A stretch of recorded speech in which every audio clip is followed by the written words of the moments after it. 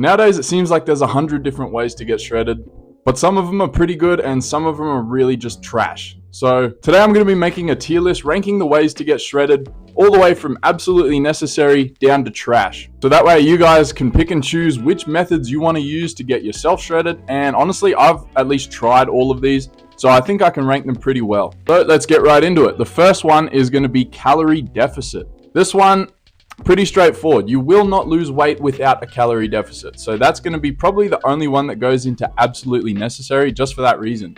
Just basic laws of thermodynamics. Without a calorie deficit, you just won't lose weight. Everything else on this list is kind of just methods or strategies that you can use to help yourself get into that calorie deficit and actually see some results. All right, so next is HIIT or HIIT workouts, which is high intensity interval training. Me personally, I don't do a lot of this, but it can be very useful. Very high energy output, and you burn a lot of calories in a much shorter amount of time. Me personally, I don't really like doing this one. It just burns a lot of energy, and you're gonna feel a bit shit during the week, especially if you're in a heavy deficit as it is. But if you're sort of sitting around that maintenance or a really small deficit, this is a great way to burn off calories and not have to waste a heap of time doing so. So I'm gonna put this one into useful. All right, next is keto, the keto diet, which is pretty much a diet devoid of carbs. Me personally, I don't like this one either, to be honest. Devoiding yourself of an entire macronutrient, yeah, it is going to help you get into a deficit just because you're eating less calories, but carbs are your main source of fuel, really. And I know like there's variants of keto diet where you can have a little bit of carbs or just lower carbs, but personally, I like to keep my carbs as high as possible, especially before and after my workouts. So I'm going to put this one into might help just for that reason. If you're having a diet that isn't balanced, I guess, it could be having a pretty big impact on your energy levels, your clarity, like mental clarity levels. So yeah, just have a balanced diet if you can. All right, next is meal prepping. This one, I don't even do this one, but if I wasn't as lazy as I am, I probably would, and it can be extremely useful, especially if you're working or have a busy schedule.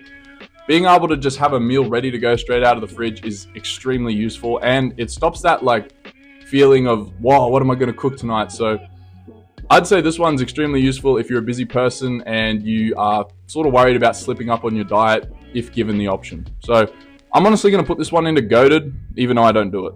Moving on to nicotine. Righto. So as we all know, nicotine is bad for you, but the truth is it is a great hunger suppressant. Nicotine is highly addictive, guys. It's honestly one of the hardest drugs to kick if you go cold turkey, so I'd say it can be useful as a hunger suppressant, which will, stop you from eating, but just be aware of this one. It is highly addictive, and if you're smoking or vaping, something like that, it is linked to cancer, so keep that in mind. And if you're under 18, don't even touch it. So I'm going to put this one into might help just for that reason. All right, moving on. The next one is Ozempic, weight loss drug. It's been all over the internet lately. A lot of people have been taking it. I don't actually know too much about this one. I think it was originally designed for people with diabetes, stuff like that. So taking it just for weight loss is low-key a shortcut, in my opinion. And a lot of studies have come out recently, and they've been showing that Ozempic has a laundry list of detrimental side effects and possible things. I swear I saw one where this woman went blind from it. So honestly, this one's going straight into trash because it's an experimental thing. I mean, it's been around for ages, but like, if you're not doing it under the strict influence of a medical professional, you're probably gonna suffer, okay? So yeah, there's 101 easier ways to lose weight, and this is just a cheap out if you ask me. So yeah, that one's going straight into trash. All right, next is cardio, like steady state cardio on the treadmill, Stairmaster, exercise bike, stuff like that. This one I actually do for my cardio. So half an hour on the treadmill, it's easy. You can watch a YouTube video. You can just sit back and relax really while burning calories. It's extremely useful if you don't want to be putting out large amounts of energy. You're still going to feel fresh for your workouts. So I'm going to put this one in goated because I love it. Honestly, like just being on the incline treadmill, it's the best feeling in the world. You're feeling the sweat come through, you're burning the calories, but you don't feel like shit after. So definitely a good one if you feel like you need to burn extra calories. It's a bit lower on the how much calories you actually burn unless you turn it into like running or some shit like that. But yeah, if you just keep it off, you'll burn easy 200-300 calories on the incline treadmill, and yeah, definitely a good option. All right, next is being hydrated, drinking water. You want to be drinking about 4 liters a day, guys. Don't skip out on this. It seems overly simple to the point where you may think it's not necessary, but beside the fact that drinking water will fill your stomach up and sort of decrease your cravings in that sense, make you feel fuller, water is like, what, 70% of our bodies? So yeah, it's actually super important just for overall well-being, I guess. But as a form of like diet enhancer, you know, making your diet easier, it is very useful in the fact that it will keep you full. So I'm going to put water into goated just because you can't really live without water. So yeah, 4 liters a day, 3 or 4, I'd say, probably, yeah. All right, moving on to the sauna. Me personally, I've been in a sauna like twice, but it can have some decent effects on just like your recovery and stuff like that.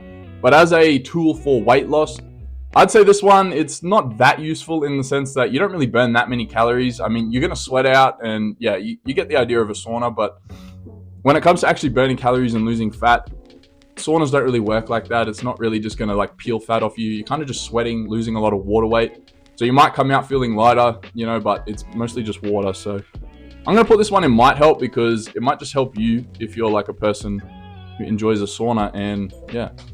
All right, next one is another diet, kind of like keto. This one is the carnivore diet. This one especially has been making waves on the internet lately, and me personally, I liked the idea of it when I first heard about it, but then I sort of realized, again, like keto, you're devoiding yourself of like entire macronutrient profiles here. So you're going to be missing out a lot on micronutrients, minerals, like, I don't know, just random shit that you sort of need to function as a human being. So again, a well-balanced diet is always going to be better than these sort of fad diet things, but they will put you in a calorie deficit, you know, in the sense that you're cutting out a large percentage of potential foods you can eat. So I guess in that sense it could work, but it's not optimal. You're going to feel like shit most likely. So that one's going to go into might help.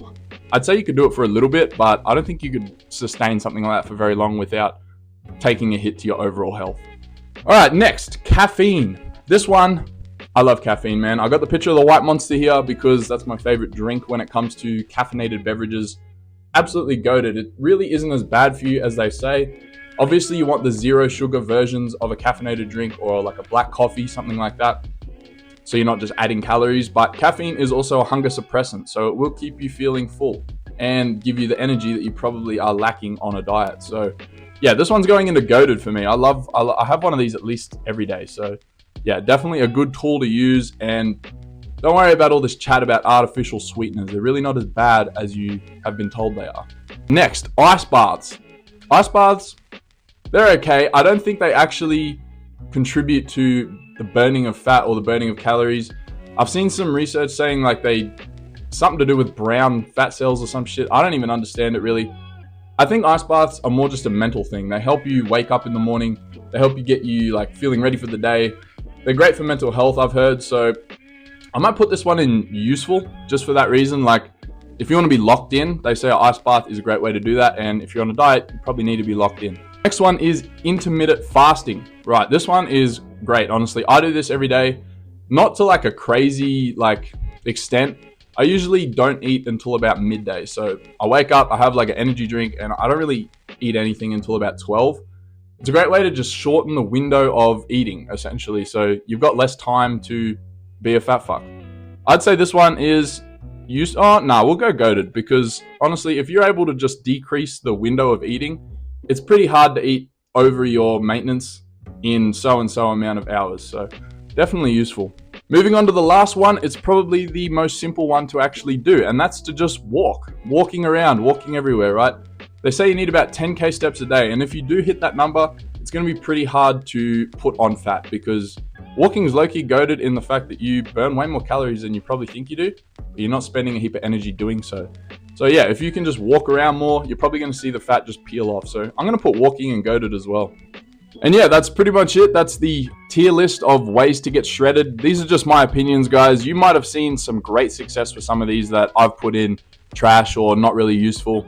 And that's fine. Honestly, if you can find a way that works for you long term to lose weight, that's perfect. That means you're going to be able to stick to it, stay consistent, and yeah, you're going to see some results that way. So if these do work for you, go ahead and do them. But honestly, This is just my opinion based off of different things I've tried or heard about or done some research into. But yeah, if you guys think I messed up or, you know, like you want to reorder them, go ahead. Let me know in the comments what you would change about them. Also, shout out to the Harley twins, guys. A lot of the inspiration for this video came from them. Go to channel. They're killing it over there. So go check them out if you haven't already. Harley twins, shout out. And that's going to be pretty much it. I wish you guys all the best of luck. Losing that fat, getting shredded, getting your summer bodies ready. And if you haven't subscribed already, please do so. It means the world to me. And yeah, lots of love, guys. Peace.